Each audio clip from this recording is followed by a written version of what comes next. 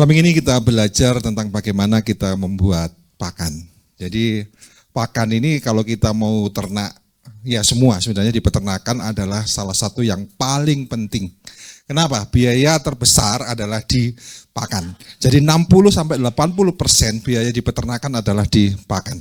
Karena itu kalau kita bisa buat pakan itu dengan harga yang murah, kita akan untung. Jadi nanti saya singkat-singkat saja, nanti materi saya bagikan ke Bapak Ibu semua. Ya, soalnya waktunya pendek. Ya, jadi prinsipnya begini Bapak Ibu. Kalau kita mau buat pakan, kita akan cari bahan-bahan yang ada di sekitar kita. Jadi terutama bahan-bahan yang ketersediaannya banyak, kalau bisa kontinu dan harganya murah.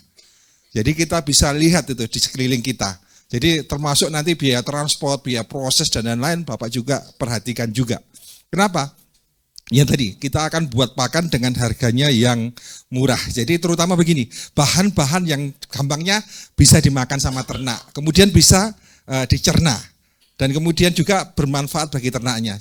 Rata-rata semua bahan-bahan organik bisa kita manfaatkan. Pokoknya tidak beracun gitu aja. Jadi semua bisa kita manfaatkan. Nah biasanya pakan itu diberikan kepada ternak dalam bentuk bukan satuan tapi gabungan dari beberapa bahan kemudian kita gabung menjadi satu. Nah kemudian kalau misalkan pakan itu baik biasanya pakan ini akan berdampak kepada ternaknya. Jadi secara prioritas begini Bapak Ibu ya. Jadi kalau kita punyai bahan makanan, jadi bahan makanan itu akan dibuat sama yang pertama itu untuk hidup pokok dulu, maintenance. Yang kedua baru produksi. Ya. Jadi kalau kita buat pakan, yang pertama itu harus bisa mencukupi kebutuhan pokoknya ayam itu dulu. Kalau ayam ya, kalau kemudian unggas itu dulu. Nah, kalau itu terpenuhi baru produksi. Nah, kesalahan-kesalahan di peternak biasanya nilai gizinya nggak seimbang. Kemudian ketika dikasihkan pakannya tidak bertumbuh dengan baik. Nah kenapa? Nanti kita belajar lebih lanjut ya. Jadi kalau kita lihat di Indonesia itu terutama di Indonesia Timur di daerah produksi sapi pada musim penghujan biasanya hijauan melimpah. Ketika hijauan melimpah ternaknya gemuk-gemuk. Tapi waktu kurus ternaknya kurus-kurus. Waktu kemarau kurus-kurus gitu. Nah, kalau unggas biasanya kecenderungannya adalah kesalahan dalam menyusun ransumnya, pakannya. Jadi pakannya biasanya tidak memenuhi gizinya, gampangnya gitu. Jadi kalau kita mau buat pakan, jadi yang kita perhatikan seperti kita menyiapkan makanan lah, gampangan gitu. Jadi kita ada nasi gitu ya. Nasi itu seumpama sebagai karbohidratnya. Kemudian ada lauk. Nah, lauk itu adalah proteinnya. Kemudian ada buah sama sayur. Nah, buah sama sayur itu biasanya kita ngomong vitamin sama mineral. Nah, di samping itu semua ada air. Jadi air itu juga salah satu bagian yang penting sekali bagi ternak unggas. Ya. Jadi pertama jadi yang penting biasanya kita adalah protein. Protein itu gunanya untuk apa? Jadi protein gunanya adalah untuk pertumbuhan dan perkembangan jaringan tubuh dan untuk daya tahan tubuh. Jadi sebenarnya protein itu fungsinya juga banyak. Nah, di antara bahan-bahan tadi yang saya sebutkan, protein adalah bahan yang paling mahal. Karena itu kita waktu membuat pakan, proteinnya harus pas. Jangan berlebih, jangan kurang. Jadi kalau kurang nanti ternaknya nggak bisa tumbuh, kalau berlebih biayanya mahal. Karena itu kita buat ransumnya harus seimbang. Nah, biasanya waktu kebutuhan protein itu berdasarkan yang pertama adalah kalau sama-sama ayam umurnya. Jadi pada umur kecil kebutuhan proteinnya lebih tinggi. Kenapa? Waktu musim umur kecil itu adalah masa pertumbuhan. Seperti kemarin saya cerita, 2 jadi 4, 4 jadi 8, 8 jadi 16. Pada umur-umur kecil itu dia membutuhkan protein untuk regenerasi, bertambahnya sel itu. Nah, kemudian ketika usianya bertambah, kebutuhan proteinnya berkurang. Jadi semakin bertambah usia, biasanya kebutuhan berkurang. Jadi ini hampir sama semua ya. Jadi biar ayam, kemudian puyuh, bebek, kecenderungannya seperti itu. Jadi waktu kecil, waktu unggas itu kecil, kebutuhannya tinggi, kemudian menurun sesuai dengan usianya. Nah kemudian kalau misalkan nanti ada masa produksi telur, misalkan untuk puyuh, kemudian untuk ayam sama bebek, biasanya proteinnya naik lagi. Karena apa? Ya buat tubuhnya, kemudian sama telurnya. Jadi nanti kita bagi ya, nggak apa-apa. Nah yang kedua adalah karbohidrat. Karbohidrat itu kalau manusia nasinya gitu. Ya, jadi karbohidrat ini adalah faktor yang menentukan ternak itu makan atau tidak. Jadi kalau kita ngomong karbohidrat nanti diubah menjadi energi. Nah, ternak makan itu ketika energinya kurang. Jadi dari tubuh ngomong gini, oh energinya kurang, jadi gulanya turun, nah, kamu harus makan gitu. Nah ketika sudah makan, wadah cukup, berhenti. Karena itu energi ini atau karbohidrat ini sebagai patokan dia makan apa enggak. Akibatnya apa? Kalau energinya sudah terpenuhi, sedangkan yang lain tidak terpenuhi, maka nilai gizinya akan turun.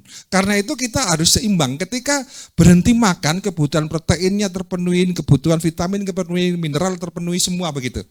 Jadi yang jadi patokan adalah energi ini. Jadi di antara bahan yang lain yang saya sebutkan tadi, energi adalah bahan yang murah.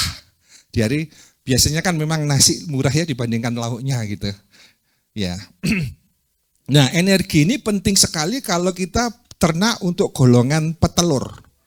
Kenapa? Yang bikin gemuk sebenarnya adalah ya karbohidrat atau energi ini. Jadi gemuk kurusnya ternak bisa kita atur berdasarkan energinya ini. Jadi kalau kepingin gemuk ternaknya biasanya energinya dilebihkan. Akibatnya apa kalau energinya berlebihkan?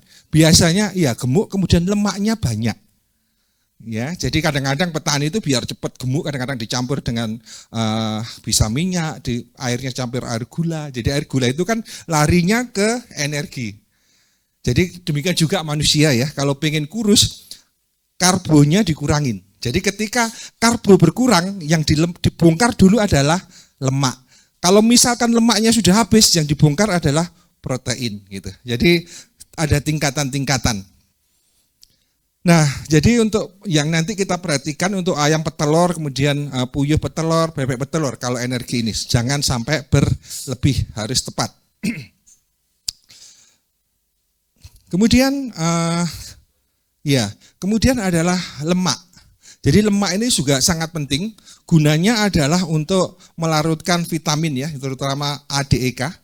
Nah sebenarnya kemarin kita ngomong fermentasi itu sebenarnya ada larutan yang bisa melarutkan vitamin yang larut air sama larut lemak, yaitu apa? Cuka. Ya, cuka atau alkohol. Cuka atau alkohol itu bisa melarutkan vitamin yang larut air sama larut lemak. Karena itu kenapa proses fermentasi penting? Ya, karena bisa melarutkan kedua-duanya. Hampir sama prinsipnya dengan pupuk. Jadi sebenarnya proses fermentasi itu juga melarutkan bahan-bahan. Jadi kenapa kemarin ada yang tanya, kenapa pH-nya 3? Sebenarnya pH-nya 3 itu melarutkan bahan-bahan yang ada di itu. Jadi nanti bisa cepat diserap oleh tanah. Ya. Jadi secara garis besar seperti itu. Kemudian ada vitamin. Jadi sebenarnya untuk ternak itu juga butuh hijauan. Biasanya vitamin itu banyak di hijauan-hijauan sama buah. Jadi bisa kita buatkan. Mungkin Bapak Ibu pernah dengar ekoenzim? Ya. Jadi saya ngomong secara umum, jadi bagus juga kalau bisa memanfaatkan sebagai salah satu tambahan untuk minum untuk ternaknya. Jadi ekoenzim banyak bagus untuk vitamin sama mineralnya juga. Juga membantu untuk proses pencernakan. Nah, jadi vitamin ini juga sangat dibutuhkan. Sebenarnya vitamin itu dibutuhkan dalam jumlah yang kecil. Jadi sebenarnya nanti kalau kasih vitamin nggak usah berlebih. Soalnya apa? Kalau vitamin dikasih berlebih percuma, akan dibuang sama tubuh. Jadi tubuh itu mengambil pas saja. Jadi itu. Kalau nggak ada itu nggak bisa dimanfaatkan. Saya ambil contoh begini ya, kalau untuk manusia biar gampang untuk ilustrasinya. Pada zaman dulu orang itu beras itu pecah satu kali. ada namanya kulit arinya. Ketika beras masih pecah satu kali ada kulit arinya, orang kena diabetes masih nggak terlalu banyak. Ketika beras kemudian yang dipoles halus, kulit arinya nggak ada, ternyata penderita diabetes sangat tinggi, lebih tinggi, naik. Kenapa? Di kulit ari ini ada vitamin B. Nah, vitamin B ini gunanya mengubah jadi karbohidrat menjadi energi. Kalau nggak ada vitamin B nggak bisa dirubah. Akibatnya apa? Ya gulanya aja yang tinggi. Akibatnya banyak orang menderita diabetes. Nah, kemudian ini jadi banyak vitaminnya, nanti Bapak Ibu baca aja untuk pengetahuan. Nah, kemudian juga ada namanya mineral. Mineral ini sangat dibutuhkan oleh ternak, hampir sama fungsinya seperti vitamin. Biasanya bekerja sama dengan mineral sama vitamin. Nah, di unggas terutama untuk golongan petelur banyak sekali menggunakan mineral. Karena itu waktu petelur kan kita tambah Ca, kalsium untuk pembentukan tulang. Ya, jadi sebenarnya mineral ada dua, yang jumlahnya banyak kita ngomong makro, yang kebutuhannya sedikit kita ngomong mikro. Nah, kebutuhannya ini sangat ya sebenarnya nggak terlalu banyak, tapi esensial. Jadi sebenarnya kalau kita mau, ini yang bisa membedakan nanti ternak kita nggak gampang sakit, ternak kita tingkat produksinya tinggi. Nah, faktor-faktor kecil ini di mineral vitamin ini, yang kadang-kadang sama peternak tidak diperhatikan, ya. Jadi nanti bisa dibaca aja, soalnya waktunya pendek, saya lompatin. Jadi biasanya begini, kalau misalkan ternak itu mengalami kekurangan mineral, biasanya kita lihat dari bulunya ya. Jadi mulai kusam, mulai misalkan dia makan dinding gitu, yang pokoknya tidak wajar, itu berarti biasanya kekurangan mineral rata-rata. Nah, biasanya juga kemandulan, keguguran itu kadang-kadang juga kekurangan mineral, banyak kasusnya seperti itu. Jadi terutama kebutuhan kalsium, fosfor, seng, selenium itu sebenarnya kebutuhannya kecil, tapi harus ada gitu. Kalau nggak ada biasanya yaitu mengganggu tentang reproduksi dan kemandulan. Jadi nanti kalau misalkan produksinya kurang banyak, salah satunya adalah kekurangan mineral. Ya, jadi kalau tadi saya cerita sudah misalkan menjilat, fisik kusam, nah kelemahan otot, daging. Nah, kebanyakan juga kalau misalkan ada ternak yang nggak bisa berdiri atau apa, nah biasanya kekurangan mineral. Nah, kemudian juga yang penting adalah golongan unggas ini adalah air. Ya. Air ini penting. Air ini tidak boleh kosong. Kalau ternak kekurangan makan masih nggak apa-apa, tapi nggak boleh kekurangan air. Jadi kalau di istilah peternakan, airnya itu harus ad libitum, selalu tersedia. Nah, air untuk unggas kebersihannya hampir ya sama seperti kita minum. Beda dengan untuk golongan ruminansia, sapi, kambing, domba, airnya boleh agak kotor. Soalnya beda secara pencernakannya. Nah, unggas ini kalau airnya kotor biasanya juga mempengaruhi produksi dan tingkat efisiensi pakannya. Jadi airnya harus benar-benar bersih, ya harus dijaga. Soalnya dulu pengalaman kami gagal karena airnya kurang bersih. Karena itu kami harus sterilkan airnya supaya tingkat efisiensi dan pertumbuhannya bagus. Jadi kelihatannya sepele, tapi buat unggas itu penting. Nah, kita pengetahuan bahan ya. Jadi yang pertama adalah bahan untuk sumber energi. Yang paling banyak digunakan adalah dedak. Jadi biasa digunakan, nah, dedak ini biasanya digunakan hampir seluruh ternak kita bisa manfaatkan sebagai pakan. Tapi ya gitu, yang ada di sekitar Bapak Ibu apa gitu ya, dan harga murah apa. Nah, dedak ini kendalanya begini, kadang-kadang di Indonesia itu karakternya kurang jujur. Jadi kalau dedak untuk golongan unggas adalah grade yang paling tinggi. Kan ada level-levelnya, kalau kita main di peternakan itu ada ini. Jadi dedak yang bagus itu kalau kita pegang bisa menggumpal. Kalau misalkan kita genggam gini nggak menggumpal, biasanya sekam yang digiling. Jadi hati-hati. Jadi untuk dedak ini. Jadi biasanya kalau sekam digiling, itu dikasih makan ke unggas, unggasnya malah kurang bagus. Kenapa? Unggas itu tidak bisa mencerna serat. Jadi dedaknya yang di pinggirnya adalah yang paling bagus.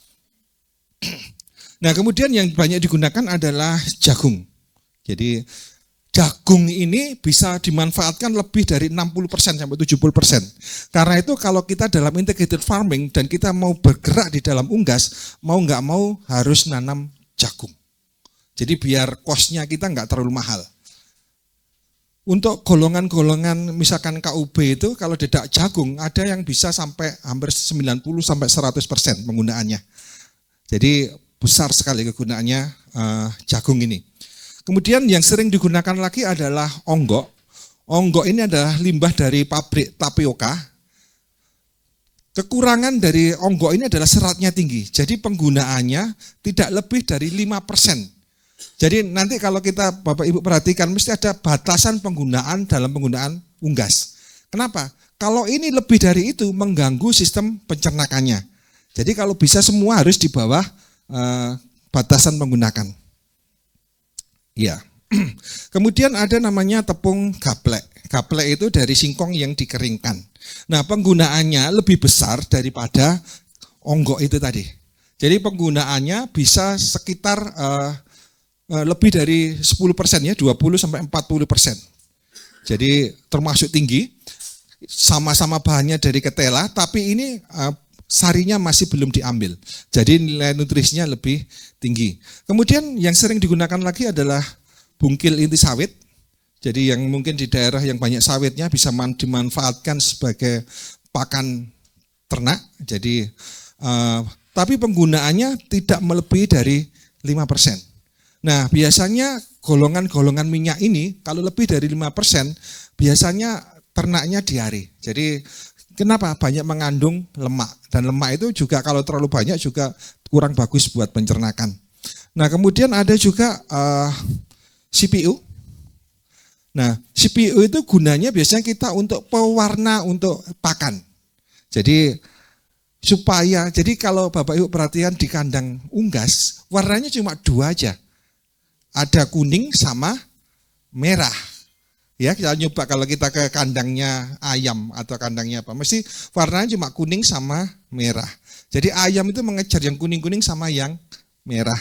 Karena itu kalau misalkan ternak itu misalkan ayam kampung, kampung itu mempunyai sifat kanibal. Karena itu ketika ada merah darah dikejar. Sampai kadang-kadang kalau misalkan kita nggak dibiarkan tinggal tulangnya saja. Soalnya ayam ini termasuk kanibal. Nah, dalam buatan pakan, CPO ini untuk ini, yaitu tadi, warnanya sebenarnya kuning. Jadi kalau Bapak Ibu perhatikan, pakan semua warnanya kuning. Soalnya dikasih ini, CPO ini. Nah, kemudian juga ada yang kemarin cerita tentang enceng gondok ya. Jadi sekalian saya bahas sekarang enceng gondok. Enceng gondok ini ya bisa semua bahan bisa dimanfaatkan, tapi ada batasan penggunaannya. Jadi penggunaan enceng gondok itu sebenarnya kalau untuk ayam sedikit sekali, cuma 3 sampai 7% saja. Karena itu penggunaannya banyak digunakan untuk itik. Itik itu mencerna seratnya itu lebih tinggi. Jadi kalau untuk itik biasa dipakai 15 sampai 20%. Kalau ayam sedikit ya, 3 sampai 7% aja dari total ransumnya. Nah, biasanya untuk meningkatkan nilai gizinya, kemudian supaya seratnya enggak tinggi, kita fermentasi. Jadi kalau istilahnya kita silase, hampir sama pembuatan silase.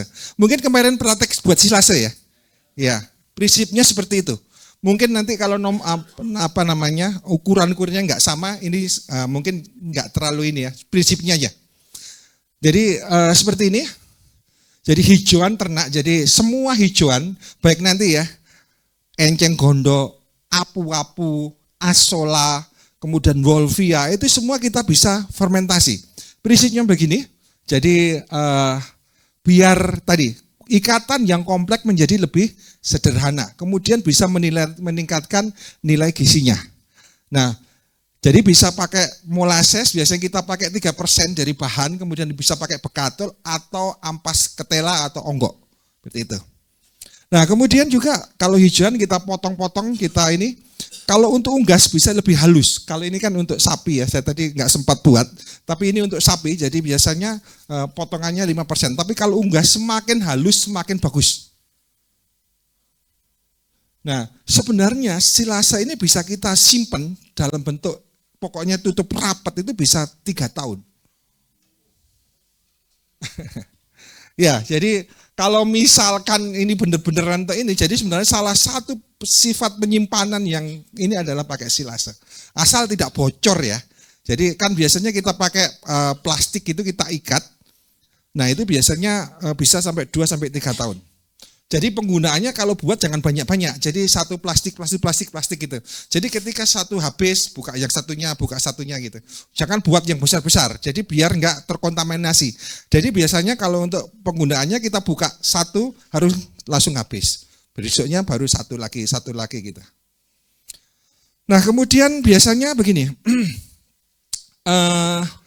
Ciri-cirinya. Jadi biasanya itu ternak itu suka gitu ya. Baunya itu seperti asam ya, seperti tape gitu. Kemudian teksturnya sudah hijau kecoklatan. Tapi sudah gini, tidak berlendir. Kalau kita fermentasinya bagus, enggak berlendir. Kemudian juga tidak menggumpal. Sudah kan pencernakan itu menghancurkan. Nah, makin halus. Nah, kemudian sebenarnya enceng godok, pemanfaatan kalau misalkan untuk skala besar, saya sarankan bisa buat pupuk. Ya, pupuk. Jadi prosesnya seperti ini, kebetulan ini tim kita yang ngerjakan, jadi kebetulan pembuatan pupuk dari enceng gondok. Jadi prosesnya hampir sama, jadi kita cincang saja. Jadi kita chopper terus, nah ini halus, kemudian difermentasi. Tebal, kemudian ini taburin sama kapur dolomit, kemudian campurin juga ini sama pupuk kandang. Jadi bisa sapi, ayam, kambing bisa. Jadi untuk volume ini dengan arang sekam biasanya ini yang kami praktekkan ya, buat ini aja gambaran. Kemudian disiram sama bioaktivator. Jadi kemudian tadi mungkin sudah diajarin buat aktivator. Jadi setiap 1 minggu kemudian gini. Nah, kemudian kenapa dikasih bambu-bambu itu supaya nggak balik gitu kan, sebenarnya pembuatan kompos itu kan balik. Nah, itu supaya lebih efisien gitu. Nah, ya hampir sama ya. Kemudian jadi katakan berhasil jika sudah warna hitam, tidak berbau, remah, jadi sudah jadi. Tidak, soalnya kan modelnya di atas kemudian ventilasinya bagus. Ya.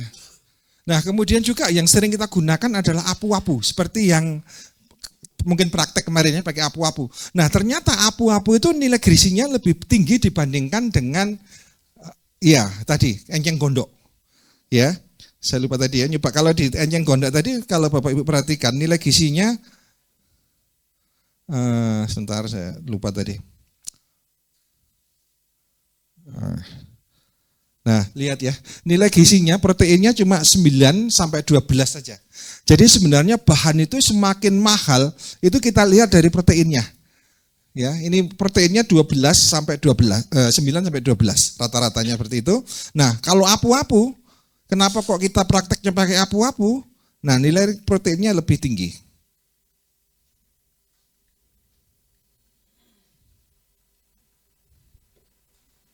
Nah, apu-apu proteinnya hampir 17. Kemudian lagi yang istimewa lagi adalah asola. Jadi tadi rumen sapi ya. Jadi sekarang kalau kita ngomong rumen sapi. Nah, rumen sapi itu istimewa sekali. Nah, kandungan rumen sapi itu tergantung sapinya makan apa. Jadi rumen sapi itu istimewanya adalah bakterinya aktif dan bagus. Bisa kita buat sebagai bahan bakteri untuk pengurai. Bisa buat pakan atau bisa buat pupuk. Nah, biasanya gini, makannya apa yang banyak? Misalkan makan rumput, bisa kita gunakan rumen sapi itu sebagai zat PT. Kalau misalkan sapinya ini makan konsentrat, bisa kita buat rumen sapi itu sebagai nutrisi. Jadi prosesnya bisa model fermentasi atau model kering. Jadi caranya begini, rumen sapi kita press kalau model kering, jadi dipres, airnya diambil. Nah, airnya ini penuh dengan bakteri yang bagus bisa kita manfaatkan. Ya tadi sebagai atau buat zat PT atau bisa buat membantu saluran pencernaan. Nah, kalau misalkan untuk zat PT bisa ditambah dengan yang tadi kemarin mungkin diajarin tentang ini ya, pucuk daun, rebung, kecambah dan lain-lain. Yang biasanya di ujung-ujung daun. Di ujung-ujung daun itu banyak hormon auksin. Hormon auksin itu banyak untuk pertumbuhan. Jadi bisa dicampur itu. Kalau misalkan rumen ini sebagai tadi kalau dipres kan tinggal ampasnya. Nah, kalau model kering bisa dijemur sampai kering. Nah, kemudian baru digiling. Bisa dicampur ke bahan lainnya, terserah. Kalau mau difermentasi bisa. Jadi bisa dibuat pakan apa dulu. Jadi kalau misalkan ini ya, jadi kalau bisa untuk pakan unggas juga bisa dicampur dedak sampai dia modelnya setengah basah. Jadi kalau kita main fermentasi untuk bahan, kelembapannya itu 60-70%, rata-rata 70%. Artinya dipegang ini airnya itu nggak netes tapi menggumpal. Nah, jadi ya kelembapannya bisa 70%. Kalau dia terlalu becek, biasanya bakterinya nggak terlalu aktif. Kalau terlalu kering, bakterinya mati. Nah, seperti itu. Nanti kalau sudah difermentasi, nah baru bisa dicampur dengan bahan yang lain. Nah, kemudian ada namanya bahan-bahan sumber protein. Yang sering digunakan adalah bungil kedelai. Ya. Ini biasanya kadang sayangnya masih impor dan susah, kadang-kadang jarang kita gunakan. Kenapa? Sulit mendapatkannya. Kecuali kita ada link ya, ada perusahaan-perusahaan besar. Misalnya bungil kedelai ini banyak yang untuk banyak perusahaan besar aja. Kalau misalkan nggak ada bungil kedelai, kita bisa manfaatkan kedelainya aja. Jadi kan bungkil itu kan ampasnya, lebih baik kedelainya aja kalau harganya nggak mahal. Nah, kemudian yang sering digunakan adalah tepung, tulang, dan daging. Ini sering digunakan. Kalau untuk unggas nggak apa-apa. Jadi unggas itu kanibal. Nah, tepung, tulang, dan daging itu tidak boleh dikonsumsi sama sapi, domba, sama kambing. Pernah Bapak Ibu dengar kasus sapi gila? Ya, sapi gila itu dulu terjadi karena dikasih makan dagingnya ini. Iya, jadi karena ini nggak boleh. Karena itu golongan unggas boleh makan daging, tapi golongan sapi nggak boleh makan daging. Nah, kemudian ada namanya tepung darah. Ya, kemarin kita banyak cerita tepung darah ini. Nah, sayangnya tepung darah itu kalau kita ngomong protein lebih dalam, keseimbangan asam amino ini nggak seimbang. Akibatnya apa? Tidak bisa dimanfaatkan ternak secara baik. Karena penggunaannya hanya 5% saja. Jadi penggunaannya. Jadi nggak terlalu banyak, 5% saja. Nah, kemudian yang sering kita gunakan adalah bekecot, atau mungkin yang kemarin ada cerita tentang siput-siput dan lain-lain. Nah, sebenarnya itu sumber protein juga. Jadi bagus sekali untuk golongan itik-itik gitu ya. Kalau di situ ada bisa itik hidup di situ, udah kasih aja itik, pasti suka. Ya, jadi tepung bekecot ini biasanya kita pakai juga sebagai ransum. Jadi begini, kalau kemarin kan diajarin mesti direbus ya. Direbus kenapa? Memecah ikatannya. Jadi kalau ini nggak direbus, penggunaannya cuma 10%. Tapi kalau direbus bisa naik jadi 15%. Jadi kenapa lebih banyak? Karena dia seratnya lebih sudah hancur kalau direbus. Nah, kemudian juga ini salah satu yang alternatif. Kemudian juga yang sering digunakan sekarang adalah maggot. Jadi ya dari BSF, jadi Black Soldier Fly, jadi mungkin ngetren. Biasanya kalau kita hubungannya, kalau integrated farming, BSF ini kita pakai kalau kita ternak ayam petelur atau puyuh. Jadi bawahnya untuk pengurainya kita bisa pakai BSF ini. Jadi kalau kita punya puyuh, kemudian ayam petelur, nah cocoknya sama BSF ini. Kenapa BSF? Cepat sekali dia. Jadi dia bisa panen sekitar 2-3 minggu. Cepat, jadi gitu. Ini salah satu bentuk pakan yang alternatif. BSF. Ya, kita biasanya gunakan ini. Nah, kemudian adalah yang sering kita gunakan adalah cacing. Nah, istimewanya cacing ini adalah dia mempunyai asam aminolisin dan metionin lebih tinggi dibandingkan protein biji-bijian.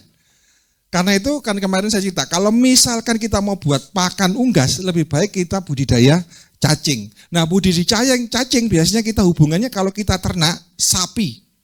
Jadi kalau kita punya ternak sapi, jadi ini kan kotoran sapi ini, jadi yang sebelah sini. Nah, kita kasih aja cacing. Nah, cacing itu cepat. Jadi kalau ini berdasarkan percobaan 20 kilo induk cacing 3 bulan dapat menghasilkan 120 kilo cacing. Jadi cepat sekali itu. Nah, kemudian cacingnya dapat 25 kilo. Nah, dalam 1 minggu. Nah, ini yang kita gunakan sebagai pupuk tanaman yang kemarin saya cerita bahwa hasilnya mesti subur sekali dan dampaknya ke tubuh itu luar biasa. Jadi kalau misalkan ada yang sakit, nah ini kalau mau benar-benar istimewa, pupuknya pakai cacing ini. Kemudian yang sering kita gunakan adalah asola. Ya, asola tadi sudah hampir proteinnya 30. Nah, asola ini cepat sekali. Jadi biasanya dalam waktu, jadi kalau misalkan kita panen 3 hari itu sudah kembali lagi. Jadi, sorry. Nah ini, jadi pertumbuhannya itu per hari itu rata 35%. Jadi kalau kita punya 3 kolam, 1 diambil kembali lagi udah penuh lagi. Jadi kalau kita punya 3 kolam diambil satu gitu, 3 hari sudah penuh. Ya, dan kita bisa hitung nih kebutuhannya. Jadi kalau misalkan 1 meter persegi biasa menghasilkan 1 sampai 2 kilo. Ya, tergantung juga asolanya subur apa enggaknya. Nah, kemudian ini untuk percobaan aja. Jadi sebenarnya asola dikasihkan aja mau untuk ayam, bebek dan lain-lain. Ya. Nah, kemudian yang sering kita gunakan adalah udang, limbah-limbah udang. Nah, udang-udang ini bagus sekali kalau kita mau ternak itik ya. Jadi itik kita kalau dikasih udang rata-rata nanti kuning telurnya jadi orange, bagus gitu. Kalau kita mau buat telur asin dan apa-apa bisa pakai tepung udang. Jadi nanti telurnya jadi bagus. Nah, kemudian yang sering kita gunakan untuk protein adalah tepung ikan. Nah, tepung ikan ini kadang-kadang juga gini, sering sekali dipalsukan ya kalau di peternakan, jadi hati-hati. Jadi kadang-kadang dicampur sama pasir laut, jadi warnanya kan hampir sama. Nah, masalahnya kalau dikasihkan ke ternaknya yang jadi masalah itu. Ya, jadi hati-hati kalau kita tadi ya, pertama dedak, yang kedua adalah tepung ikan. Karena itu kadang-kadang kalau misalkan di daerah itu banyak rucah ikan, jadi ini ya rucah buat aja sendiri gitu. Jadi rucah ikan itu yang ikan-ikan yang murah-murah itu, nah bisa kita manfaatkan sebagai tepung ikan. Nah, prinsipnya sederhana aja. Jadi biasanya kalau untuk pakan kita anjurkan kita rebus dulu, kemudian kita press. Nah, airnya nggak boleh dibuang. Airnya buat POC, pupuk organik cair. Atau kita bisa campur untuk fermentasi, kemudian kita kasihkan ke minumnya unggas. Biasanya kalau tepung ikan ini airnya ini perbandingannya 1:1 dengan gula. Supaya apa? Nggak bau.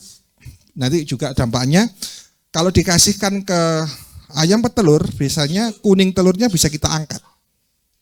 Nah, kemudian kalau kita cek ada omega 3, omega 6, omega 9-nya. Jadi sebenarnya itu kenapa bisa terjadi? Karena ikan itu banyak mengandung lemak omega. Nah, ini yang sering kita gunakan, nanti bisa dibaca aja. Nah, ini. Nah, kemudian yang perlu diperhatikan lagi adalah begini, setiap bahan itu ada namanya anti nutrisi. Jadi setiap bahan itu ada anti nutrisinya. Karena itu kalau kemarin praktek sering direbus, apa? Soalnya direbus itu biasanya menghilangkan anti nutrisinya itu. Kalau misalkan untuk golongan-golongan, misalkan untuk sapi biasanya kita layukan dulu, kita jemur dulu. Kenapa? Biar anti nutrisinya rusak. Ya. Jadi ini untuk contoh saja. Jadi misalkan fermentasi itu bisa meningkatkan nilai gizinya. Ya, jadi tanpa fermentasi nilai proteinnya kan 22. Setelah difermentasi naik jadi 29. Nah, kemudian seratnya jadi 15 jadi ke 12. Jadi serat itu kalau semakin rendah semakin bagus untuk unggas, ya. Bukan makin tinggi, enggak. Semakin rendah semakin bagus untuk unggas. Nah, misalkan ini dedak padi. Sebenarnya dedak padi kenapa kita fermentasi? Kalau misalkan tidak difermentasi, dedak padi itu proteinnya cuma 7,7 aja. Tapi kalau kita fermentasi bisa naik jadi 10,2. Nah itu. Kemudian seratnya juga gitu. Dari 25 turun jadi 19. Akibatnya apa? Penggunaannya lebih banyak. Ya, ini contoh-contoh bahan. Ya. Nah, kemudian ini kalau kita menyusun ransum biasanya kisaran persentase yang digunakan. Jadi biji-bijian. Jadi semua biji-bijian tadi biasanya menggunakan antara 40 sampai 75%. Kemudian byproduct, jadi limbah-limbah itu biasanya penggunaannya adalah 10 sampai 30. Nah, sumber protein 10 sampai 30, lemak itu cuma 0 sampai 5% saja. Tadi kan nggak sampai 5% ya, lemak-lemak semua itu. Kemudian garam makin sedikit, kapur, juga vitamin cuma sedikit-sedikit semua. Nah, ini kalau misalkan untuk ayam kampung, khususnya untuk KUB, biasanya penggunaannya rata-rata seperti ini. Nah, kalau Bapak Ibu perhatikan, dedak itu penggunanya dedak jagung bisa 100%. Jadi artinya begini, dedak jagung itu bisa memenuhi kebutuhan gizi dari KUB itu.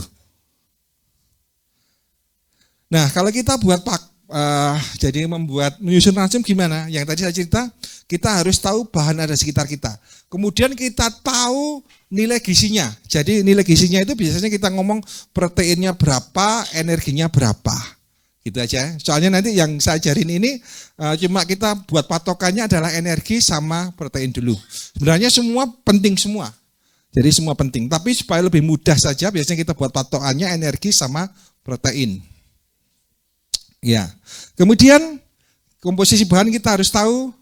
Kemudian kita juga tahu batasan penggunaannya. Tadi sudah saya sebutkan batasan penggunaannya.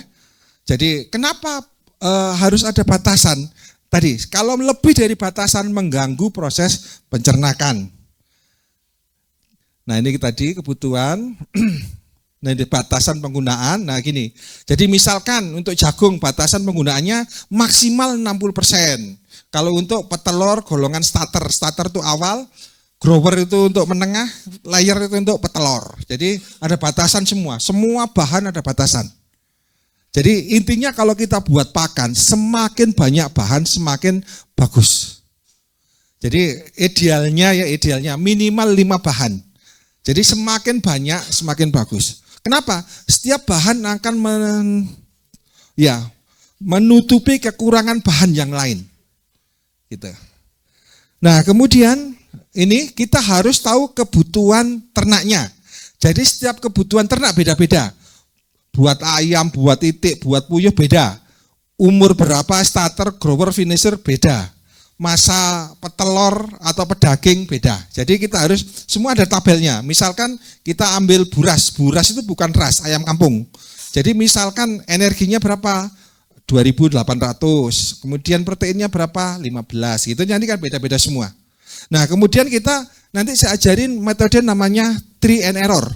Try and error itu kita pakai Excel saja, jadi gampang kalau nanti salah dicoba lagi, salah coba lagi. Ya, nanti saya ajarin jadi try and error, nah ini modelnya seperti ini nanti. Nah ini kebutuhan untuk nilai KUB, nah ini KUB. Nah biasanya kalau ini sudah ransum sudah jadi biasa gunakan, misalkan ada jagung kuning, bekatul, kacang kedelai. Kenapa menggunakan kacang kedelai? Bunggil kedelai susah, karena itu pakai kacang kedelai. Nah ini energi. Nah, ya. Kalau untuk bebek biasanya kita gunakan jagung, asola, singkong yang direbus. Kalau misalkan untuk bebek biasanya ditambahi cangkang telur. Nah, kemudian untuk ayam biasanya kalau untuk bisa pakai jagung, gabah, ikan rucah, daun singkong, daun pepaya atau daun kelor. Bisa, atau untuk saya lajar bisa singkong sama asola. Nah, ini ikan rucah. Jadi kalau untuk biasanya untuk pelet ikan, jadi biasa digunakan adalah ikan rucah. Ya, kemudian kita gunakan adalah tepung kepala udang, tepung tulang, tepung jeruan. Jadi tadi kemarin ada cerita nanti ada misalkan kurban banyak yang dibuang-buang semua, bisa semua dibuat tepung. Jadi jeruan ayam, jeruan sapi dan lain-lain. Jadi biasanya itu dikeringkan baru dibuat tepung. Nah, kemudian asola dan magot kalau untuk paket ikan. Nah, biasanya kalau untuk buat pakan, terutama untuk untuk ikan, itu ada namanya perekat. Nah, perekat itu gunanya untuk merekatkan bahan dan ini mau pakan ini kita model mengapung, melayang atau tenggelam. Biasanya kita atur dari bahan patinya. Jadi bahan yang digunakan biasanya kanji gitu ya. Kanji, tepung onggo, tapioka, biasanya jagung juga bisa. Yang mengandung pengikat. Ya. Jadi kalau ini batasan-batasan nanti bisa dibaca aja ya. Ya, mungkin itu Bapak Ibu sebelum saya ajarin metode trial error mungkin ada pertanyaan dulu. Jadi sebelum saya ajarin cara menyusunnya. Ya, iya Pak, silahkan sebentar.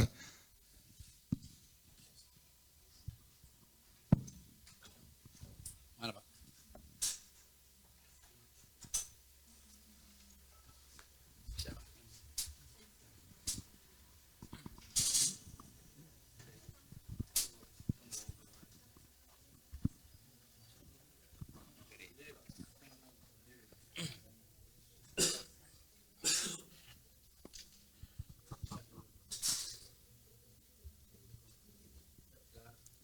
Bismillah.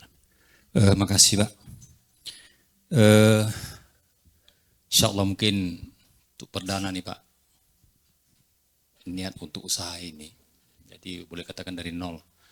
Nah sementara bahan yang diharuskan kita ini kan yang ada di sekitar kita Pak. Jadi kearifan lokal ya. Nah di tempat kami ini banyak sekali ikan ruca nih Pak. Pernah ada suatu waktu Pak, ada permintaan ini ikan rucah ini nih, tapi tanpa garam. Kan itu dijemur nanti Pak ya.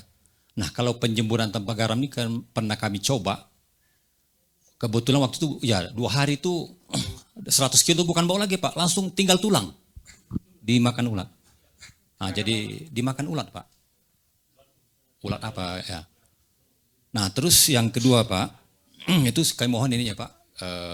Apakah penjemurannya kalau langsung nih Pak ya, kalau kalau dimasak itu kan otomatis nggak busuk Pak ya kalau dikeringkan. Maksudnya kalau dimasak. Nah, terus yang kedua mengenai ampas kelapa nih Pak.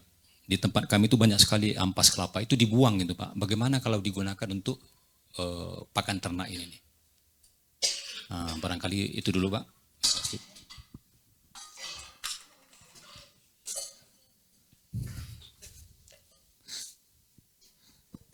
Iya Pak, maksudnya nanti banyak ulatnya gitu, apa seperti larva gitu bukan Pak? Dimakan ulat belatung maksudnya? Iya, berarti mungkin metodenya harus ditutup gitu ya. Sebenarnya kalau memang kita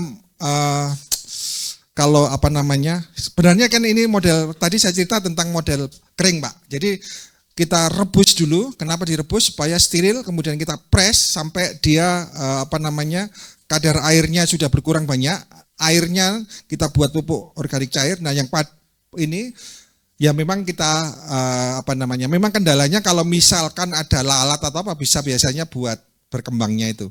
Mungkin harus ditutup Pak, jadi enggak gitu mungkin tempatnya model seperti di greenhouse gitu yang tutup jadi lebih model oven lah, gampangnya model oven. Kalau untuk yang besar biasanya kita pakai oven Pak, dimasukkan oven sudah steril sebenarnya. Tapi itu metode aja ya.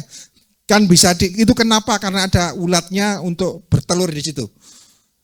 Kan caranya gimana caranya supaya ulat nggak bertelur di situ. Jadi mungkin ya pakai oven atau ditutup ya seperti bikin oven dari plastik UV itu. Itu bisa diakalin. Nah sebenarnya ada metode kedua juga. Jadi bisa difermentasi juga. Nah fermentasi itu tapi perbandingan 1:1 dengan model yang sudah dipres itu kita campur dengan bahan misalkan dedak. Kenapa? Kalau kita fermentasi kita modelnya begini ya, gampang supaya gampang ini dilihat. Buat tempe Pak, tempe itu proses fermentasi. Nah kalau presentasi bahan padat itu harus lembab tapi nggak boleh berair.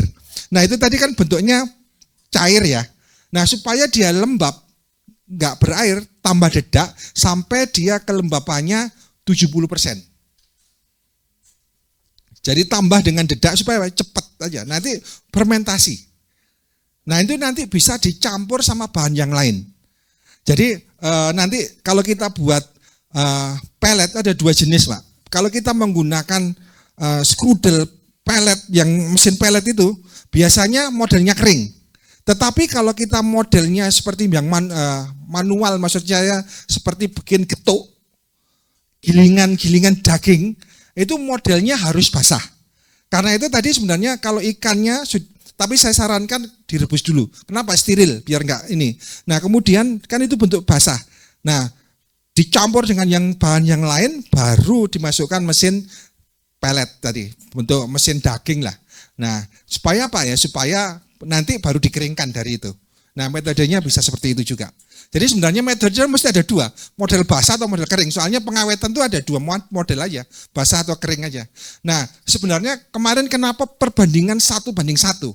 Nah sebenarnya 1:1 itu kan gulanya tinggi. Nah ketika gula tinggi sebenarnya cairan di dalam sel itu ketarik keluar. Jadi seperti osmosis gitu.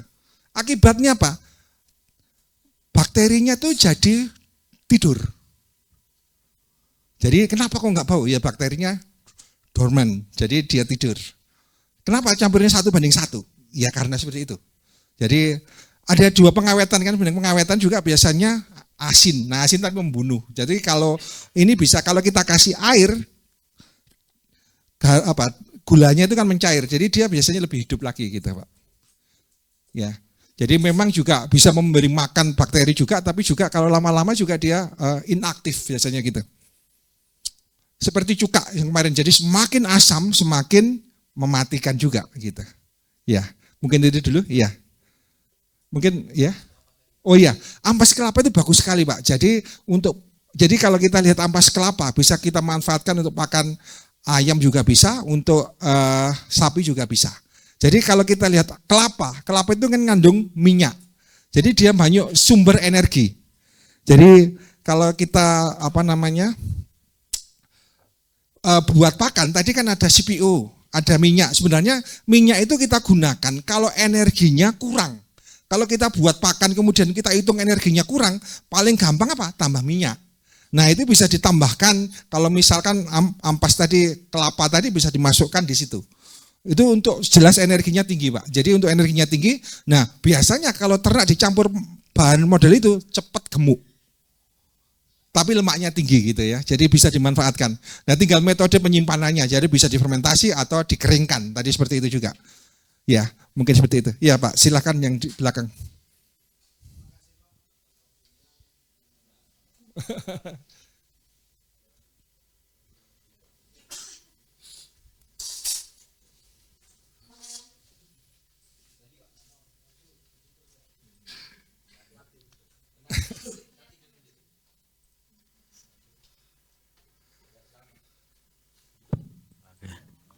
Bismillahirrahmanirrahim. Assalamualaikum warahmatullahi wabarakatuh. Waalaikumsalam. Terima kasih atas waktunya yang sekian kalinya. Yang pertama tadi masalah minyak. Ini kan nampaknya selama ini saya beranggapan minyak itu sangat berbahaya untuk unggas, terutama ayam. Nah, kalau misalkan minyak ini dia jelantah yang memang sudah nggak layak pakai, apakah itu bisa dimanfaatkan untuk campuran makanan ayam atau unggas yang lain, atau memang ada efek samping? Itu yang pertama. Terus yang kedua, tadi Bapak menerangkan masalah bekatul. Bekatul ada beberapa macam, murni dan yang bekam dihaluskan. Karena saya pernah juga melakukan pelatihan, memang kalau sekam kita paksa jadi bekatul, dia lebih berbahaya untuk pencernaan. Bisa sampai kotorannya itu ada infeksi yang membawa darah. Ini mohon diterangkan. Terus sekarang ini seperti gabah atau padi, sekarang ini kan semuanya lebih efisien bahasanya, simple. Jadi padi itu langsung diseleb, keluar tidak ada lagi sekam, tapi langsung campur dengan bekatul. Nah, seperti ini karena sekam itu kalau nggak salah, kalau memang nanti saya salah mohon dikoreksi, ada kandungan silika ya, yang bahaya untuk ternak. Ini mohon diperjelas dan mohon arahan kalau sempat kita paksa makan, kasih makan sama ternak yang tadi saya sampaikan selepannya itu langsung jadi begatul campur langsung dengan sekam. Ini karena sekarang ini kan apalagi yang Bapak sampaikan tadi tidak bisa membedakan kalau nggak ada ketelitian membedakan kaptul asli dan begatul sekam. Mungkin itu. Terima kasih. Assalamualaikum warahmatullahi wabarakatuh. Iya, waalaikumsalam Pak. Ya, jadi minyak itu memang dibutuhkan sama ternak unggas, tapi jumlahnya enggak terlalu banyak. Jadi tadi batasnya maksimal 5%. Lebih dari 5% mengganggu sistem pencernakan. Jadi batas maksimal itu 5%. Nah, memang secara jujur jelantah itu banyak digunakan untuk pembuatan pakan, Bapak Ibu. Kenapa? Ya, memang harganya murah. Kemudian juga biasanya kan kadang-kadang kalau di peternak itu kan limbah-limbah. Tadi kalau kita lihat misalkan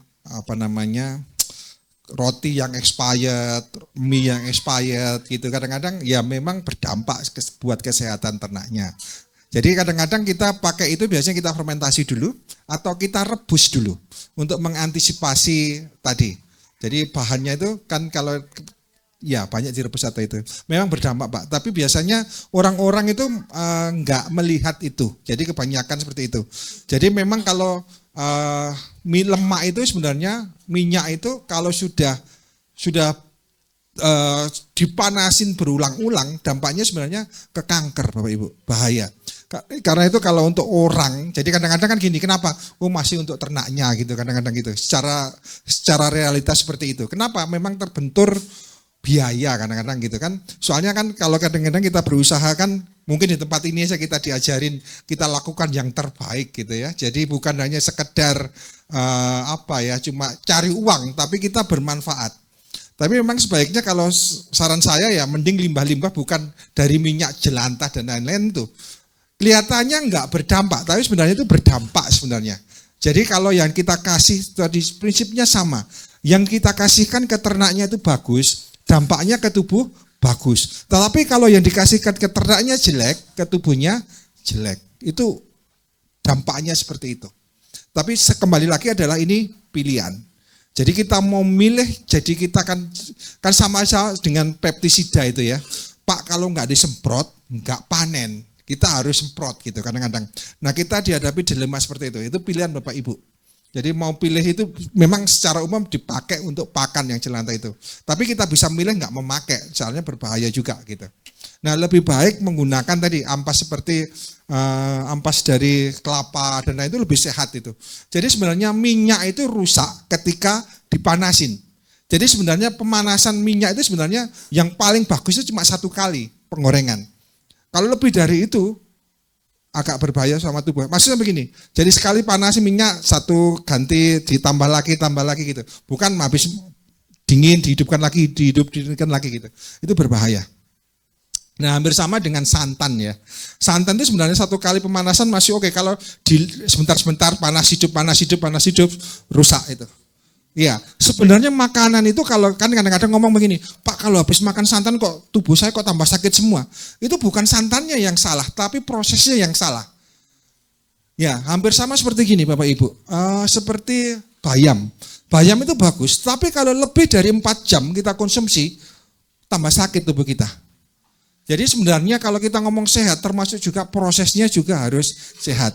Nah untuk jelantah Pak, jadi itu memang pilihan mau itu dipakai apa enggak. Memang secara teori bisa digunakan. Kenapa? Kadang-kadang kan ayam umurnya cuma 1,5 bulan atau 2 bulan gitu. Nah tapi ya berpengaruh ke yang makan ya. Hampir sama sebenarnya kalau seperti kita kasih antibiotik ke ayam itu ada batasan, nggak boleh dikasih antibiotik minimal 1 minggu. Jadi kalau kita kadang-kadang petani nggak malam ini suntik antibiotik besoknya dijual. Itu kan residunya tinggi. Nggak boleh itu sebenarnya. Jadi ya seperti itu pilihan Pak D itu jadi saran kami ya jangan memanfaatkan itu, lebih baik tadi ada kelapa bekas kelapa atau apa yang bisa kita manfaatkan. Nah, bekatul ya jadi bekatul kalau misalkan jelek jangan dipakai. Kenapa? Merusak sekali ke saluran pencernaan di ayam. Kenapa? Ayam itu tidak bisa mencerna serat. Nah, kalau ini dipaksakan, rusak nanti pencernaannya. Nah, karena itu bekatul yang, kan ada grade-grade-nya itu bekatul sebenarnya. Jadi bekatul yang terbaik itu untuk ayam. Yang seperti itu tadi campur sekem bisa masih untuk sapi. Kambing, domba masih bisa. Tapi ayam jangan. Lebih baik jangan dipakai daripada misalkan itu kecampur. Jadi kita bisa pakai bahan yang lain. Jadi misalkan singkong dan lain-lain itu kita bisa manfaatkan. Karena itu kalau mungkin Bapak Bayu sering ngomong tanam jagung sama singkong. Kenapa? Itu sumber energi sebenarnya. Dan itu banyak digunakan untuk ternak. Nah, ini lebih aman dibandingkan dengan bekatul yang kecampur sekam. Nah, cirinya begini, kalau bekatul yang bagus itu kita pegang bisa menggumpal. Tapi kalau misalkan dipegang nggak bisa menggumpal, itu sekamnya tinggi, gampangnya seperti itu. Jadi kalau kita pegang menggumpal, nah itu bisa. Ya, oke, saya lanjutkan dulu, soalnya waktu saya nggak terlalu panjang. Jadi minta tolong ini ya ke layar. Jadi kita akan bagaimana membuat pakan yang bagus. Ya. Jadi kalau Bapak Ibu perhatikan di atas ini ada namanya komposisi nutrien bahan. Ada jagung, ada dedak, ada asola, ada bungkil. Nah, ini semua bisa Bapak Ibu rubah semua sesuai dengan kondisi yang ada di Bapak Ibu. Jadi di apa bahannya apa gitu, di sekitarnya adanya apa. Ini semua bisa dirubah semua. Jadi yang bawah, ada kolom yang bawah, nggak usah dirubah. Ini kan dari satu, kolom dua, ya. Yang bawah nggak usah dirubah, soalnya nanti otomatis berubah kalau Bapak Ibu rubah yang atas. Nah, jadi misalkan kita pakai apu-apu gitu ya, saya contoh aja ya. Nah, misalkan yang jarang dipakai, misalkan nomor 7. Nah, saya ganti apu-apu. Apu-apu. Nah, kalau saya ganti apu-apu, bawahnya juga nomor 7 juga berubah jadi apu-apu. Bentar. Oh, belum di enter. Nah, 7 sudah berubah apu-apu ya. Jadi nanti yang Bapak Ibu rubah di atas. Jadi harus diisi ya. Jadi ini sebenarnya yang mungkin yang kurang sesuai harganya. Jadi setiap daerah nanti beda-beda harganya berapa. Kemudian yang ada di sekitar Bapak Ibu apa gitu. Terserah dirubah apa gitu ya. Saya nyoba apu-apu misalkan kita harganya misalkan kita tanam sendiri, tapi semua harus kasih harga. Termasuk kita anggap aja kerjanya gitu ya. Misalkan apu-apu kita hargai 1.000 misalkan. Terserah. Misalkan BK-nya berapa? Ini kira-kira aja. Nah, misalkan proteinnya tadi 17 sudah 17. Apa? Ya. Jadi BK itu bahan kering. Kemudian abu itu bekas yang biasa bahan organiknya berapa. Jadi nanti Bapak Ibu perhatikan yang merah aja yang sebagai patokan. Yang merah itu PK, itu artinya protein kasarnya berapa. Nah, protein itu yang tadi gunanya untuk pertumbuhan. Nah, protein itu harus pas. Ya. Kemudian LK itu lemak kasar, LSK itu serat kasar. Nah, BETN itu inilah bahan tercernanya, ME itu metabolisme energi. Jadi nanti yang kita perhatikan yang merah PK sama ME. Jadi tadi yang saya cerita. Jadi PK itu untuk pertumbuhan jangan sampai kurang. Kemudian ME itu juga nggak boleh kurang atau berlebih. Sesuai dengan kebutuhan ternaknya. Jadi kalau untuk ternak-ternak ayam, petelur, ME-nya harus mendekatin. Jadi misalkan ini ya, kita ambil contoh ya. Nah, tadi di tabel ini ada misalkan sebentar ya. Nanti di tabel ini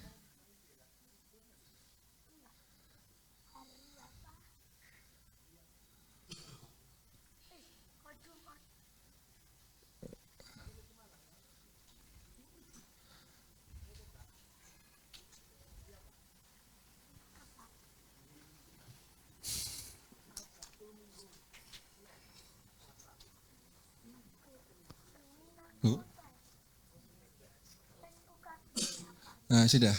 Jadi misalkan begini, kita buat ayam pedaging aja yang bawah ya, biar gampang lihatnya. Jadi ini ayam buras, periode finisher, periode akhir, jadi proteinnya cuma sedikit, 15 ya.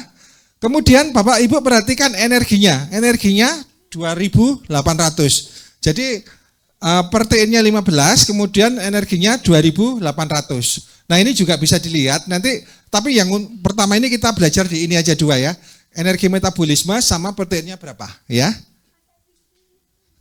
Jadi nanti diingat ya 2.800, energi metabolismenya 2.800, proteinnya 15. Oke.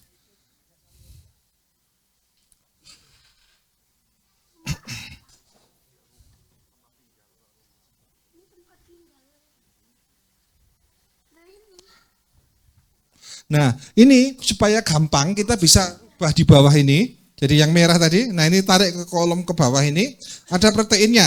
Nah, tadi proteinnya berapa? 15. Ya, tulis saja 15 di bawahnya biar gampang. Kemudian energi metabolismenya berapa? 2.800. Nah. Oh iya, kan orang nol ya. 2.800. Nah, kemudian gini, misalkan apu-apu tadi batasan penggunaannya berapa? Anggap aja 10% gitu ya. 10%. Nah, kolom yang kedua ini untuk yang tadi saya cerita try and error. Jadi kalau salah dirubah-rubah, totalnya harus 100. Kenapa? 100%, biar gampang hitungnya. Nah, ini Bapak Ibu rubah-rubah, terserah. Sampai ininya sesuai, ini sesuai. Kalau kita lihat ini kan 19 kan terlalu tinggi. Berarti harganya terlalu mahal. Nah itu kita rubah-rubah supaya nanti mendekati 15 gitu. Ya. Nah ini misalkan tadi apu-apu kita gunakan 10. Oke. Nah ini kan 110. Nggak boleh 110. Harus 100. Nah harga yang mahal gunakan paling sedikit. Nah, misalkan harga yang paling mana? Jagung. Nah, jagung kita kurangin. Nah, misalkan jagung kita kurangi, misalkan jadi 20.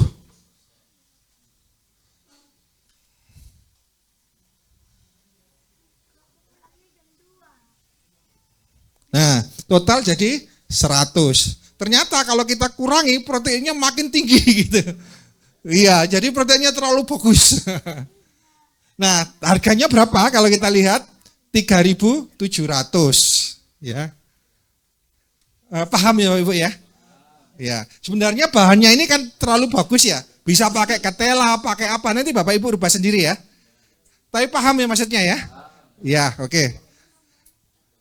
Ya, karena waktu saya sedikit, saya ini ya, langsung materi berikutnya. Ya, nanti materi semua dibagi Bapak Ibu ya. Pokoknya gini, rubah-rubah aja yang ini jumlahnya 100, kemudian sesuaikan antara lemaknya berapa, energinya berapa. Ya. Sebenarnya semakin Bapak Ibu perhatikan semua, semakin bagus. Jadi bisa lihat biaya harganya berapa, proteinnya berapa, lemaknya berapa, sama seratnya. Nah ini, semakin rendah seratnya semakin baik. Ya, 3 aja. Ya. Oke ya, paham ya, saya tinggal ya.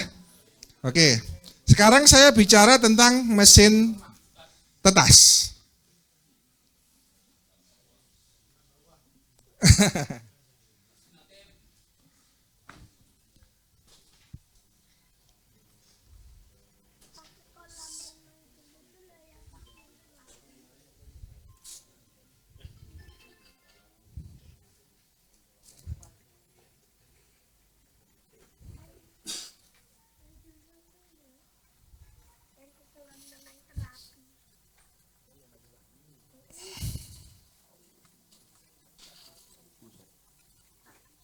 Sebentar kok.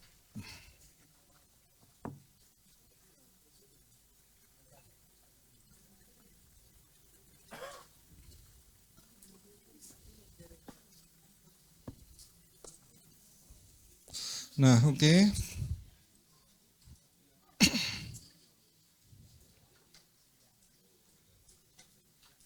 Ntar lama ya.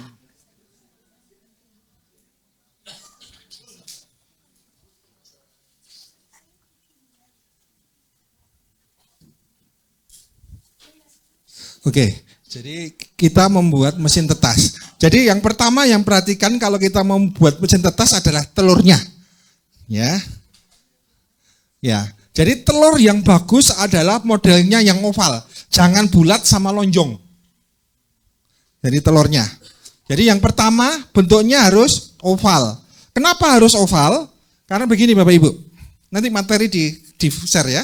Jadi ada namanya kantong udara itu. Kalau kantong udara yang paling baik adalah bentuknya yang oval. Jadi bulat sama lonjong kurang baik. Nah, yang penting lagi begini. Kalau kita mau cari mesin telur tetas adalah telur yang sudah dibuahi. Jadi nanti kalau beli di luaran kadang-kadang gagal. Kenapa? Karena tidak dibuahi, infertil. Karena itu pesen aja, pesen. Jadi telur untuk tetas ditetaskan gitu. Biasanya harganya lebih mahal. Tapi nggak apa-apa, biar terjamin. Kalau Bapak Ibu mau buat telur sendiri, harus dikasih pejantan. Nah biasanya 1:10. Tapi biasanya 1:10 itu banyak lubang-lubangnya. Kadang-kadang dibuai, kadang-kadang enggak. Kalau pengen aman 1:5. Mesti dibuain semua. Ya. Ya dapat ininya, dapat dibuai semua. Nah kemudian begini. Yang kedua adalah koleksi telur tetas. Jadi kan nggak mungkin setiap hari kita masukkan mesin tetas. Kalau kita setiap hari masukkan mesin tetas, kenapa? Kalau tiap hari dimasukkan mesin tetas, nanti netasnya juga satu hari gitu. Itu manajemennya sulit. Karena itu kita koleksi dulu, kita kumpulkan dulu, baru masukkan mesin tetas bareng-bareng. Nah supaya telurnya itu tidak aktif, jadi telur ini akan aktif ketika kena panas. Karena itu ini suhunya kalau bisa idealnya itu 18 sampai 19 derajat. Kalau 18-19 derajat telurnya ini inaktif. Kalau penyimpanannya lebih dari 7 hari, misalkan gitu, lebih dari 7 hari, suhunya harus 10,5, 10 derajatan lah. Ya, tapi tidak kami sarankan. Jadi kalau bisa koleksi telur itu 1 minggu aja maksimal. 7 hari. Jadi biar nggak suhunya semakin turun. Nah, kemudian juga waktu nyimpennya posisinya begini Bapak Ibu ya, yang di bawah ini. Jadi yang runcing di bawah, yang lonjong di atas. Ya, itu ya. Ini. Nah, yang kedua, kita ini kualitas cangkangnya. Jadi kalau misalkan cangkangnya kotor, bersihkan. Jadi dibersihkan. Biasanya kita ini pakai air hangat gitu ya, biar ini. Nah kenapa? Kalau kotor kita sulit nanti perkembangan embrionya gimana? Soalnya harus bersih. Biar kalau kita lihat juga ini kelihatan gitu ya. Nah jadi misalkan kalau ini kotor ya cuci dengan air suam kuku gitu ya, biar ini. Kemudian sortir. Jadi yang masuk mesin tetas adalah telur yang baik, nggak boleh yang retak.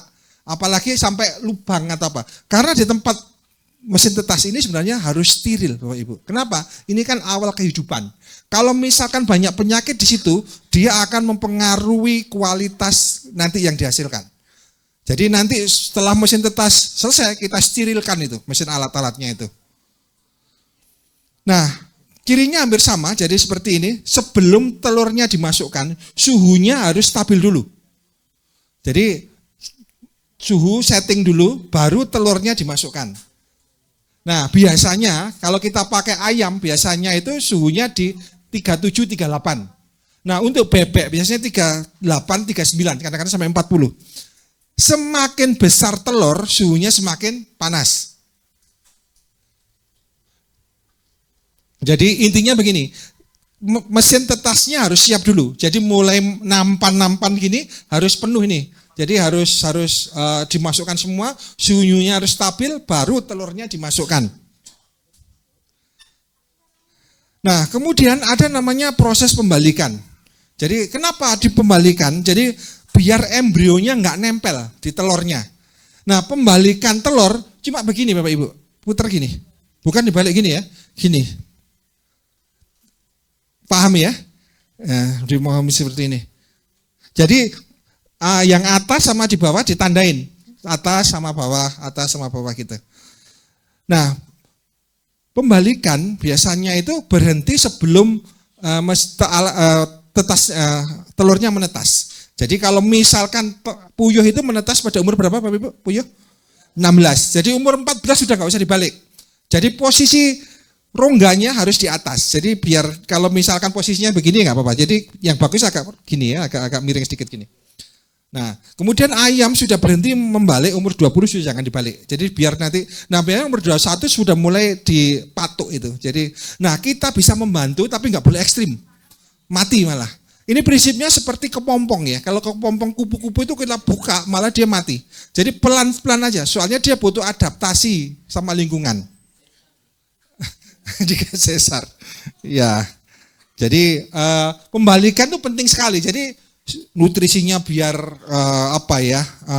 pendistribusinya merata, kemudian embrionya juga bagus gitu. Kalau nggak dibalik kadang-kadang lengket nanti waktu netasnya.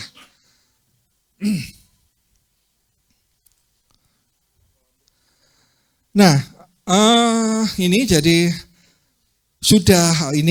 yang perlu diperhatikan lagi adalah kelembapan. Jadi sebenarnya mesin tetas itu penting adalah suhunya harus stabil, kemudian kelembapannya harus terjaga. Kelembapannya adalah 60-70%. Kenapa? Ini sebenarnya kan makhluk hidup. Kalau dia kelembapannya kurang, dia mengalami dehidrasi. Jadi kegagalan mesin tetas yang terutama kadang-kadang kalau suhunya sudah stabil, sudah dibalik adalah kelembapan. Nah, kelembapannya ini harus dijaga. Kalau misalkan kelembapannya kurang, bisa disemprot.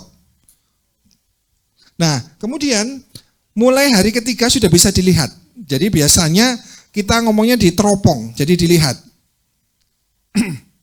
Jadi dilihat, kalau misalkan nggak punya alatnya, alat handlingnya nggak ada, ya pakai HP aja, posisi kita lihat gitu. Nah biasanya kalau misalkan ada embrionya kelihatan Bapak Ibu ya, ada serat-seratnya seperti itu, nah itu mulai dia membentuk jaringan. Nah itu mulai kelihatan, jadi kita teropong hari ketiga, hari ketujuh. Nah, hari ketiga kalau misalkan nggak ada model seperti ini, darah yang mulai menggumpal gitu, bisa dikonsumsi. Jadi kalau di dalam kok nggak ada perubahan, ya sudah dikeluarkan kemudian dimakan aja nggak apa-apa. Berarti dia telurnya infertil, dia nggak dibuahi. Ya, kalau hari ke-7 sudah bau. Jadi biasanya kita manfaatkan sebagai pupuk, apalagi hari ke-14 sudah bau sekali. Nah biasanya perkembangannya seperti ini. Jadi hari pertama bisa dilihat, hari kedua mulai kelihatan, hari ketiga mulai jelas, hari keempat mulai jaring-jaring, hari kelima, hari keenam terus seperti ini ya. Perkembangannya bisa di ini. Nah biasanya kalau kita mau buat mesin tetas sebenarnya prinsipnya cuma kestabilan suhu sama kelembapan aja. Nah bahannya terserah mau bikin apa. Biasanya kita gunakan bisa pakai triplek, bisa kardus bisa. Nah, kalau triplek kalau bisa nanti double ini ya. Jadi luar dikasih dinding, dalamnya dikasih dinding. Kenapa? Supaya stabil suhunya. Nah, besok pagi Bapak Ibu bisa lihat mesin tetas di model situ. Ini termasuk stabilnya bagus. Stabilnya bagus begini. Waktu nyala, suhunya tercapai, hidup nyala kan mati. Kemudian hidup lamanya, hidup lagi itu lama gitu. Jadi kenapa? Soalnya suhunya stabil terus. Sama seperti gini, kalau kita es kemudian mencairnya lama gitu. Nah sebenarnya mesin tetas juga gini, kalau suhunya turunnya lama, berarti mesin tetasnya itu bagus, stabil terus. Nah itu kecenderungan keberhasilan bisa 80-90%. Ya. Nah ini kami gunakan misalkan sebagai dari kardus saja. Jadi kardus. Nah biasanya kalau kita gunakan kan itu ada namanya termostat untuk ini kalau suhunya berlebih dia mati, kontrol arusnya. Kemudian kita harus ada namanya hygrometer. Nanti di sana ada hygrometer itu biar tahu kelembapannya. Supaya tahu kita ngomong 60-70 bukan perasaan lagi tapi memang 60-70. Kalau misalkan kelembapannya kurang semprot. Nah, kemudian ada namanya termometer. Nah, termometer tuh kalau bisa untuk kalau misalkan alat kita belum terstandar gitu, kalau bisa ada 3 termometernya. Kenapa? Kadang-kadang kalau 1 itu kadang-kadang betul enggak itu suhunya 37. Kalau 2, kalau 137, 140 yang benar mana? Kalau 3 kan bisa, ya misalkan ada 37, 38, 40, berarti yang dekat ya 37 sama 38 gitu ya, mendekatin. Jadi sebagai acuan kita, kenapa 3 gitu ya. Soalnya kalau 2 bingung, yang benar siapa. Kalau 3 ada temannya. Ya seperti itu. Kemudian juga ini, kalau pembersihan. Jadi setelah mesin tetas kita gunakan, ya sebelum itu, jadi kalau udah netas, biarkan sampai dia jalan-jalan. Kan setelah menetas itu kan nggak langsung, jadi basah, itu posisi basah, biasa lengket. Nah, itu biarkan aja sampai dia kering, sampai dia bisa jalan-jalan. Nah ketika sudah jalan-jalan, kita bisa pindahkan itu, ya. Jangan posisi waktu basah dipindahkan, jangan, biarkan aja sampai kering. Nah kemudian tunggu sampai 2-3 hari. Kalau misalkan nggak netas itu, biarkan 2-3 hari. Kan netas itu kadang-kadang ya 21, kadang-kadang 22, kadang-kadang 23 gitu Bapak Ibu. Soalnya beda-beda telurnya gitu. Jadi kita kasih toleransi selama 3 hari. Kalau 3 hari nggak menetas berarti gagal menetas. Nah kalau gagal menetas sudah dibuat pupuk saja atau buat nutrisi. Nah kemudian baru mesin tetasnya kita bersihkan sekali lagi. Nah dibersihkan, kita bersihkan begini, seperti mesin tetas yang baru, harus steril lagi, dibersihkan lagi.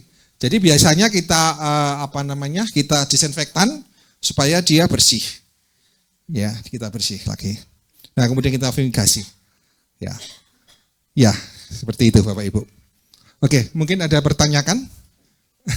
Ya, silakan Pak. Sebentar, mic-nya.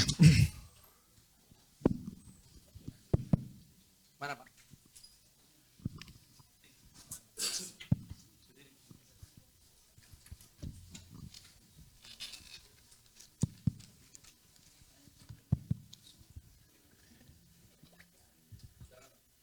Terima kasih. Assalamualaikum warahmatullahi wabarakatuh. Saya kembali ke pakan. Ya.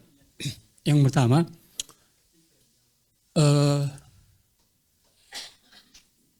ketika kita fermentasi, Pak, ya, ini bicara pengalaman. Ketika kita fermentasi dan mungkin saya yang salah dalam proses itu, ternyata pakan fermentasi itu tidak selamanya baik untuk indukan. Tidak selamanya baik untuk indukan. Karena yang pernah saya alami itu bulunya rontok, Pak. Bulu rontok. Iya. Karena makan pakan fermentasi. Itu yang pertama. Yang kedua mungkin dalam menentukan pK kasarnya itu, kadang kan kita pakai limbah dari hewan. Tapi kan kadang ketika proses basah dan kering itu ternyata pK-nya beda.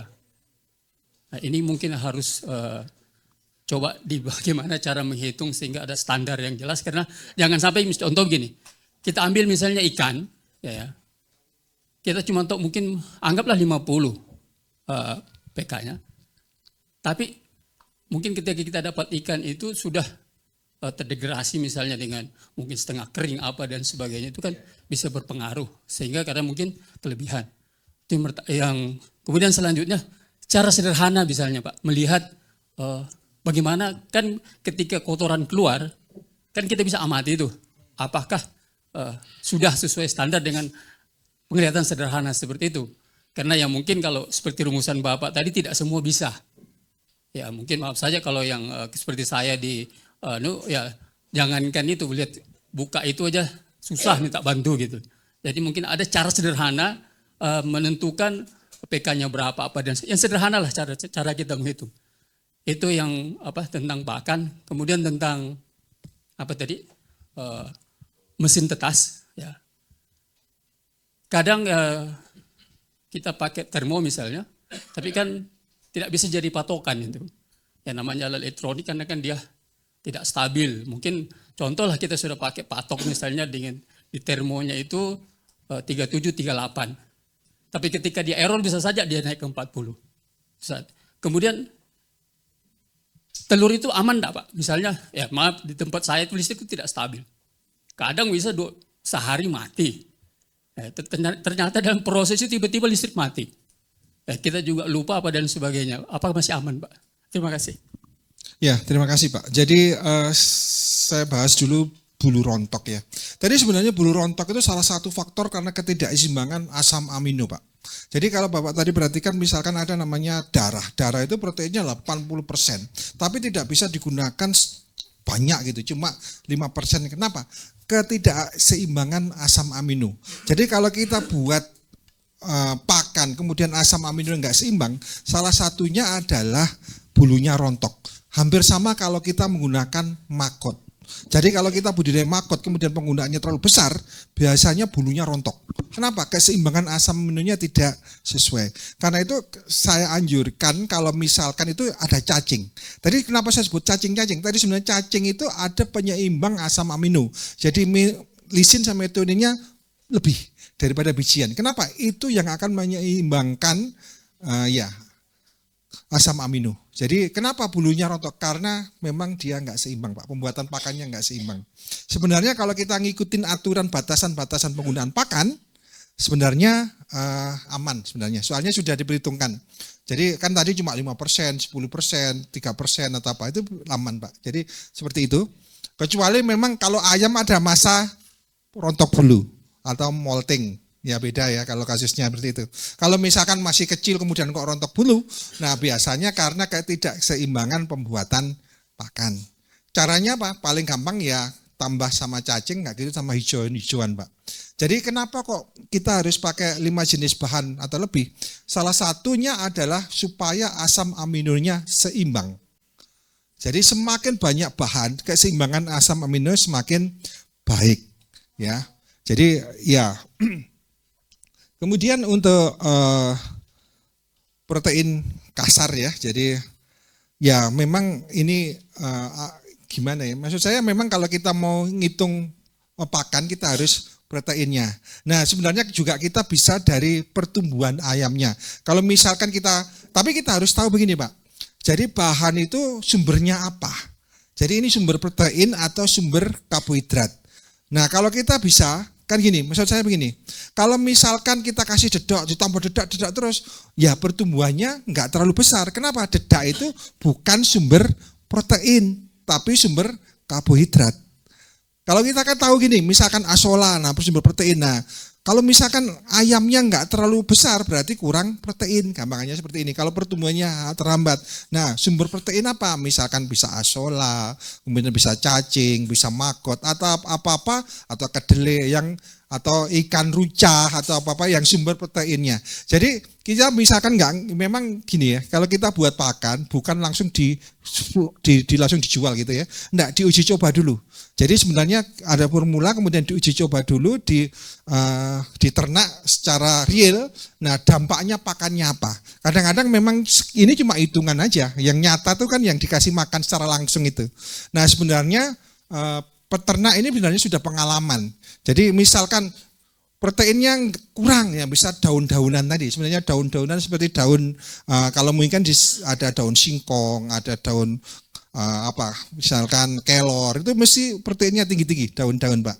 Nah memang ya mau nggak mau kalau kita mau bikin pakan kita harus kandungan proteinnya berapa.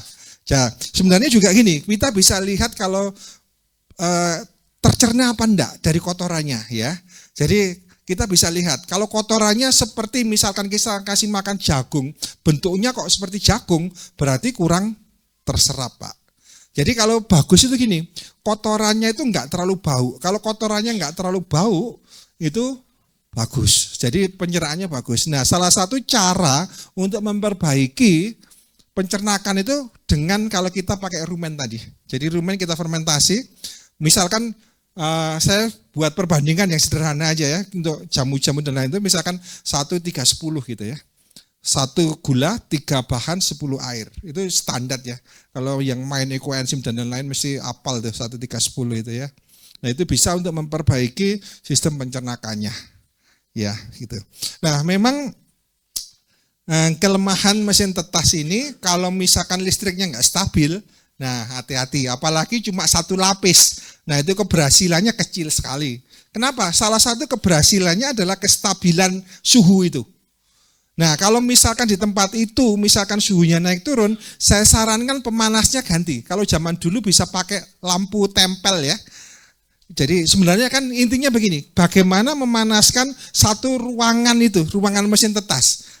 Bisa pakai listrik atau bisa pakai lampu. Kalau zaman dulu kita pakai lampu, Pak. Ya, bukan lampu petrol, Pak, lampu yang dari minyak ya. Ya, lampu tempel itu. Nah, biasanya gini ada lampu tempel kemudian kasih lubang, Pak, di sininya. Nah, ini lampunya di sini. Jadi dia kasih masuk sini. Nah, ini. Dia lebih stabil. Jadi sebenarnya kalau masih 2 jam, 3 jam mati masih oke. Tapi kalau 1 hari, 2 hari sudah gagal. Wassalam. Ya, itu memang jadi kalau kita misalkan listrik kita nggak stabil, memang harus suhu ini patokan ya, suhunya harus stabil. Karena sampai untuk supaya stabil kadang-kadang saya sarankan pakai 3 termostat tadi. Supaya benar-benar suhunya stabil dan sesuai dengan kenyataan yang dirasakan sama telurnya. Jadi nanti kalau naruh termostat jangan jauh-jauh dari telur. Jadi intinya gini loh, suhu itu yang mendekati, kalau ini telurnya termostatnya dari pinggirnya gini. Jadi seumpama yang dirasakan telurnya itu panasnya berapa. Ya. Jangan dijauh di sini, jadi dekatnya situ. Ya, seperti itu. Kemudian apa lagi? Sudah Pak ya? Lupa saya. Iya.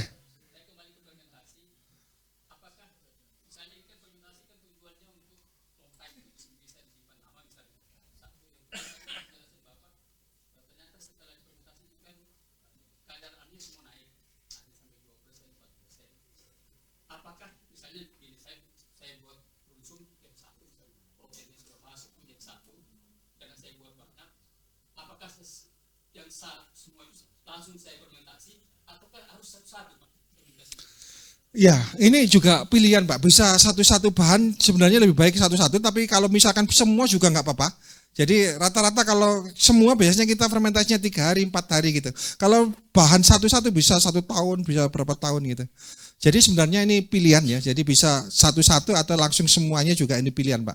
Jadi kalau apa namanya bahan misalkan yang 1 tahun banyak, misalkan ikan rucah kan setiap tahun ada, bulan-bulan tertentu aja. Nah itu satu-satu aja. Misalkan rumput juga waktu musim penghujan rumputnya banyak, ya satu-satu saja.